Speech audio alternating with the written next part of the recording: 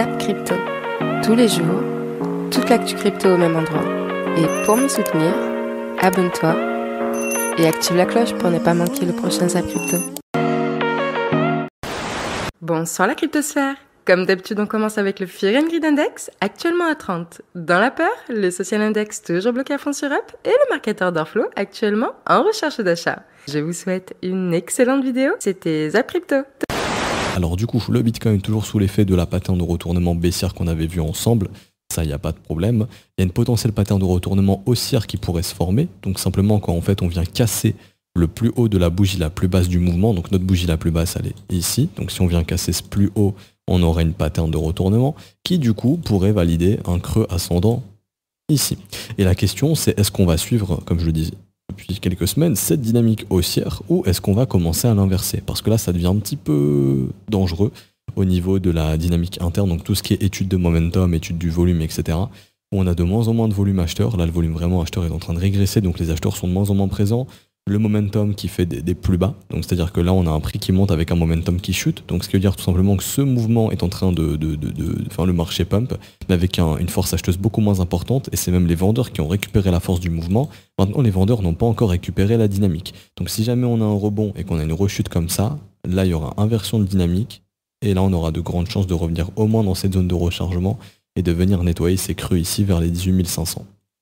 Par contre, si on fait nouveau sommet, là il n'y a pas de problème, on continue, mais il y a de grandes chances qu'en fait on suive toujours cette faible dynamique haussière, qu'on monte doucement mais sûrement, et ce serait pas plus mal puisque les gens n'entendraient pas parler du Bitcoin et il n'y aurait pas au moindre pump une euphorie générale, ça y est on est reparti, go 100 000 $ 2022-2023. Ce qui est complètement débile de penser ça, pas complètement débile de penser que le Bitcoin sera à 100 000 en fin d'année, c'est très peu probable, mais c'est un comportement très irrationnel. À la moindre bougie haussière ou à la moindre impulsion, qu'il y ait des youtubeurs américains qui nous sortent des vidéos, oh là là, regardez mon long de 50 millions de $ sur le Bitcoin, venez long avec moi sur Bybit et donnez-moi vos frais d'affiliation. Voilà, c'est un petit peu ce qui est recherché.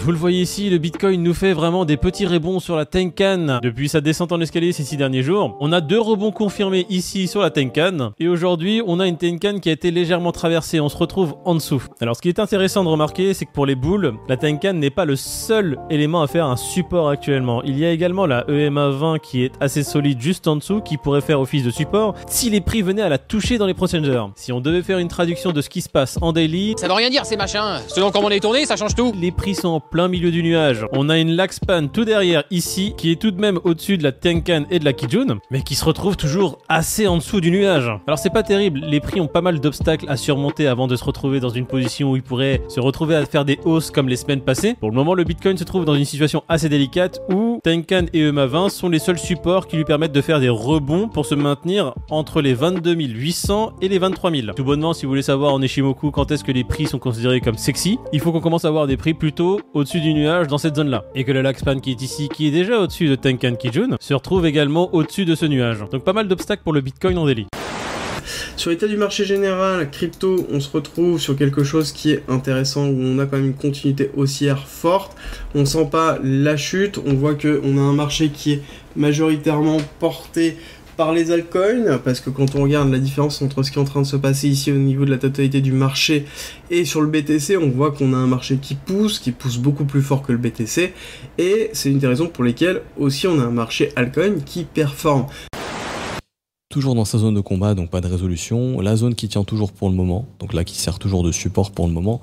Si on repasse dessous, qu'on s'installe vraiment dessous, c'est bearish, hein, et donc par la suite, ou même si on fait un truc comme ça, c'est pas vraiment haussier, parce que Ether aussi commence à avoir une perte au niveau du volume, le volume acheteur qui chute, ce qui est pas très positif, et le volume qui peut revenir par la suite, il n'y a pas de problème, hein, mais le momentum pareil, qui fait des divergences baissières, donc là on a aussi un Ethereum qui faiblit, et si jamais on a une structure type M et qu'on repasse sous la zone verte, ça sera assez bearish, ou pareil, là si on s'enfonce et qu'on pull back comme ça sera assez bearish et ce sera direction au moins les 1200. Si on perd pas cette zone verte, comme on a dit, il n'y a pas de problème et on peut continuer d'aller plus haut, et perso, là je pense que ce sera au moins direction de 1200 $ pour venir nettoyer tous les stops qui attendent dans cette zone de prix. Donc ça pourrait aller très vite. Ether, pas grand chose d'autre. Au niveau de l'order flow, des fundings assez négatifs. Donc Ether est pas mal vendu agressivement sur les contrats perp. C'est ce qui fait justement qu'il est un peu plus solide que le Bitcoin, là, ça se voit. On est beaucoup moins proche des creux que que Bitcoin. Et du coup, c'est ce qui fait qu'à tout moment, on peut breaker cette zone. Et pareil, hein, Ether est vraiment marqué dans un range. On voit pareil la distribution et l'absorption plus bas. Et donc voilà, ça c'est le range d'Ethereum. Attendons la résolution sans se prendre la tête. Bon. Alors, on commence comme d'habitude par le DXY, le dollar en daily. Donc, une bougie est égale une journée. Donc, comme on peut le voir, on est toujours dans notre retracement. On est venu, du coup, choper quelques liquidités entre les 0,610 de Fibonacci et les 0,786. Donc, la zone de rechargement, RLZ, Reload Zone. Et après, on a eu une bougie d'impulsion haussière, comme on peut le voir ici, vraiment très très bullish. Et là, on est en train d'aller rechercher quelques ordres. Donc, alors, on aura sûrement les réponses cet après-midi.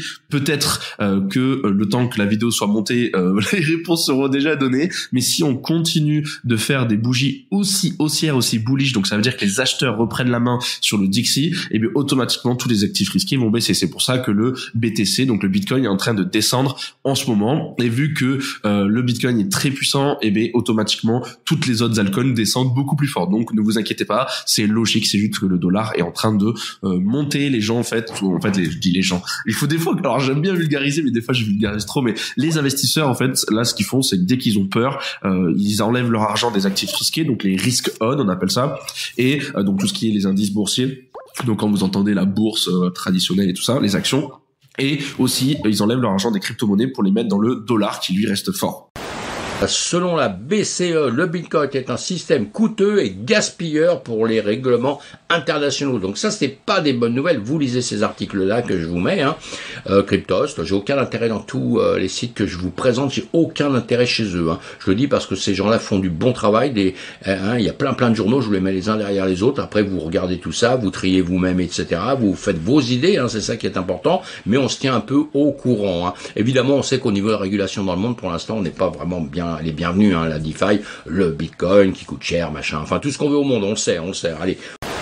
Et on va maintenant parler du Bitcoin, plus précisément du Bitcoin en France, ainsi que des sénateurs qui commencent à se pencher sur la question des crypto-monnaies. Alors, bonne nouvelle ou pas, c'est ce qu'on va essayer de débunker à travers cet article. Donc, ce qu'il faut que tu saches, c'est que le 31 juillet, le site du Sénat a publié un document dans lequel ils abordent en fait les aspects historiques, mais également technologiques des crypto-monnaies ainsi que de la blockchain. Et ce qui ressort en fait en quelque sorte de ce document, c'est que le Bitcoin ainsi que les cryptos ne sont pas des monnaies et que leur valeur est déterminée par l'offre et la demande. Ils indiquent également que leur usage anonyme faciliterait les transactions illicites. Donc encore une fois, toujours la même rengaine. À croire que l'argent liquide, donc en espèces, ne sert pas à des transactions illicites. Et donc comme d'habitude, ils ont parlé des activités de blanchiment qui selon eux auraient fortement progressé en 2021, atteignant potentiellement 8,6 milliards de dollars. Mais comme je t'en parlais à l'instant, il faut préciser qu'il y a plus de 2000 milliards d'USD qui sont blanchis donc en monnaie fiduciaire. Mais ils ont également parlé du financement d'activités violentes et illégales, et notamment par le biais des distributeurs de Bitcoin. C'est d'ailleurs ce qui avait sonné la fin des distributeurs de Bitcoin en France en fin 2020. Et enfin, ils ont même parlé de l'utilisation donc des crypto-monnaies sur le Darknet. Pour moi, clairement, c'est une goutte d'eau dans l'océan, et je trouve ça hyper dommage que les sénateurs, mais également le Fonds monétaire international, s'intéressent à des détails et oublient justement de mettre le focus sur le plus important, c'est que la crypto-monnaie, ça représente une opportunité technologique qui va créer de nouveaux marchés, qui crée déjà de nouveaux marchés dont la France pourrait profiter pleinement.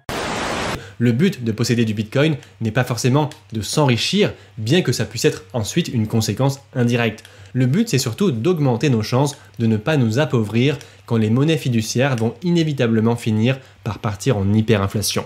Bien sûr, tout ce que j'ai dit à propos des banques vaut aussi pour votre Bitcoin et pour vos cryptos.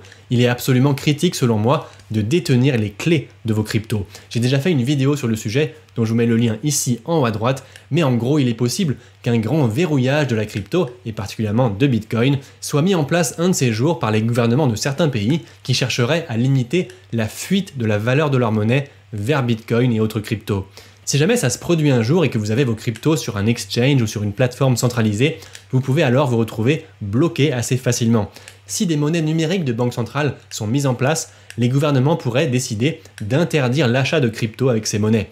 Et enfin, si un jour un grand bank run se produit sur les exchanges crypto, il est possible qu'on découvre que certains exchanges avaient en réalité moins de crypto en réserve qu'elles ne le laissaient croire, et donc certains investisseurs pourraient se retrouver littéralement le bec dans l'eau. Donc globalement, bien se préparer selon moi, ça veut dire penser à tous ces scénarios possibles dès aujourd'hui, retirer nos cryptos des exchanges et protéger efficacement les clés privées de nos cryptos. Moonbeam, les amis, je vous en avais parlé, un super projet qui est une parachain de Polkadot. Et bien Moonbeam maintenant permet de faire des swaps cross-chain de la blockchain Polkadot à la blockchain Cosmos directement. C'est assez ouf techniquement, je trouve ça très intéressant. Et naturellement, on se retrouve dans une situation où tu as déjà une cross-compatibilité entre les deux chaînes qui est intéressante. Et en plus de ça, tu te retrouves aujourd'hui à avoir au sein même de l'écosystème Cosmos des grosses évolutions qui sont en train d'être faites, notamment avec l'IBC, l'Inter-Blockchain Communication. Donc que ce soit pour les échanges, pour échanger des tokens d'une chaîne à une autre, parce que je rappelle qu'Atom, c'est pas une grosse blockchain, c'est pas genre Polkadot ou c'est pas genre Avalanche. Atom, c'est plein de petites blockchains qui utilisent la même techno. Et bien l'Inter-Blockchain Communication et tout ce qu'ils sont en train de créer va faire qu'une blockchain va pouvoir valider les blocs d'une autre. Ce qui veut donc dire que si ta blockchain elle a un pépin, qu'elle tombe en carafe ou qu'il y a des problèmes de validateur, et bien les autres blockchains vont pouvoir continuer à sécuriser des blocs. C'est assez dingue. Et savoir qu'une blockchain comme Cosmos, en plus de sa puissance, peut être intercompatible avec d'autres, c'est vraiment très intéressant. Maintenant passons à Elven Tools. Alors là, ça s'adresse pas vraiment aux particuliers, c'est plutôt aux gens qui ont des projets, qui construisent, qui buildent sur Elrond. Et c'est un ensemble d'outils open source pour configurer son site internet et faire un lancement de NFT avec des dApps pour mint les NFT. Le smart contract, ça s'adresse pas à tout le monde, c'est pour les développeurs, c'est pour les techniciens.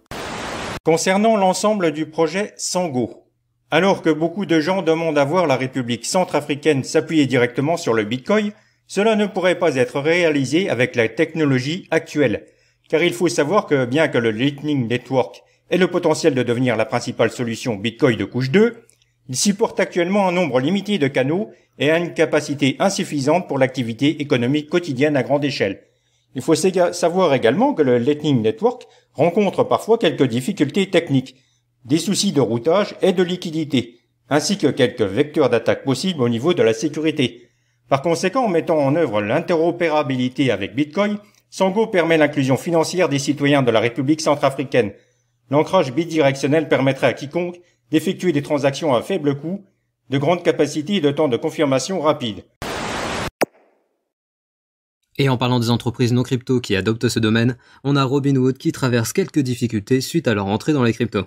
En effet, la plateforme de vente et d'achat d'actions américaine qui a commencé à proposer des cryptos à ses clients l'année dernière a reçu une amende de 30 millions de dollars de la part du régulateur américain à cause de manquements sur la protection des utilisateurs et sur la conformité concernant la lutte contre le blanchiment d'argent.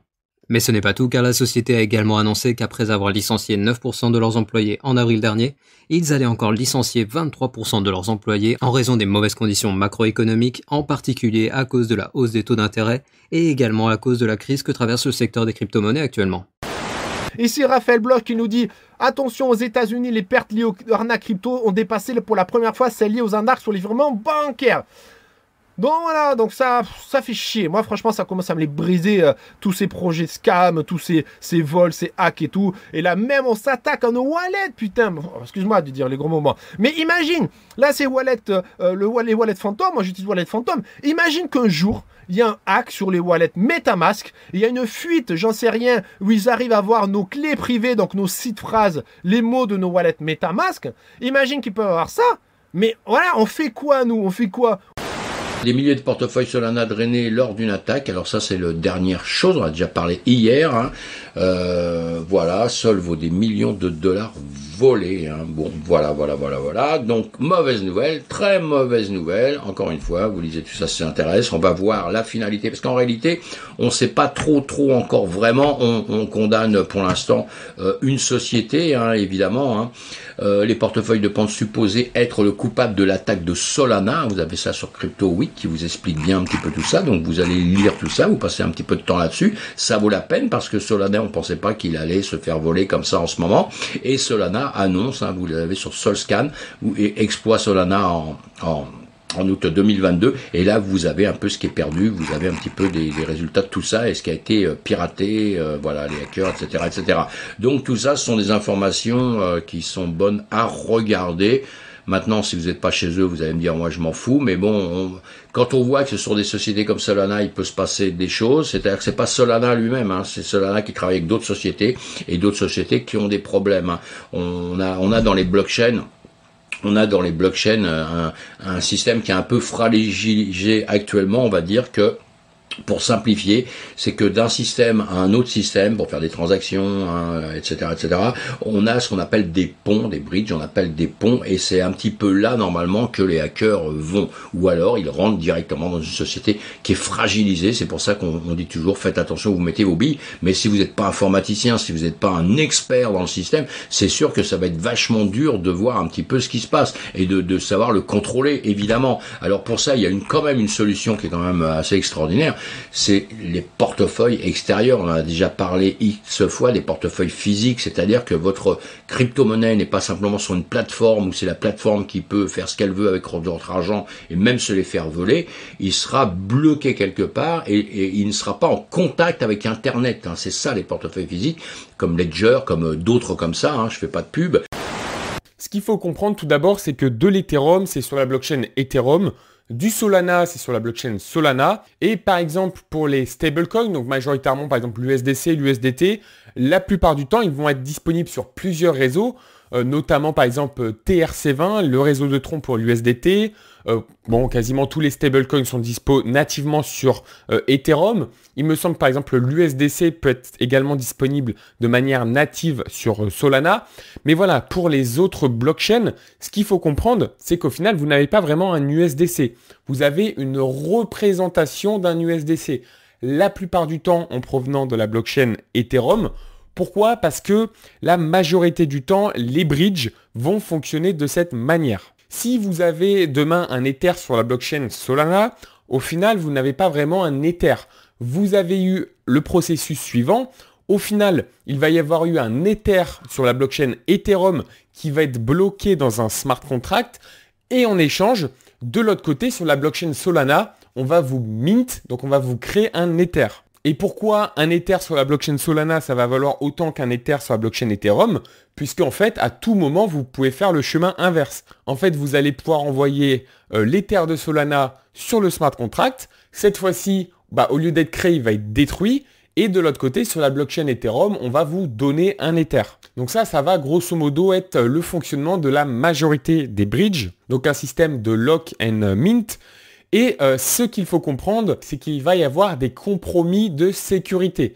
Puisque en fait, les bridges peuvent être soit centralisés, soit décentralisés. Et on reste dans l'écosystème de Solana avec la principale place de marché NFT de la blockchain qui va se diversifier.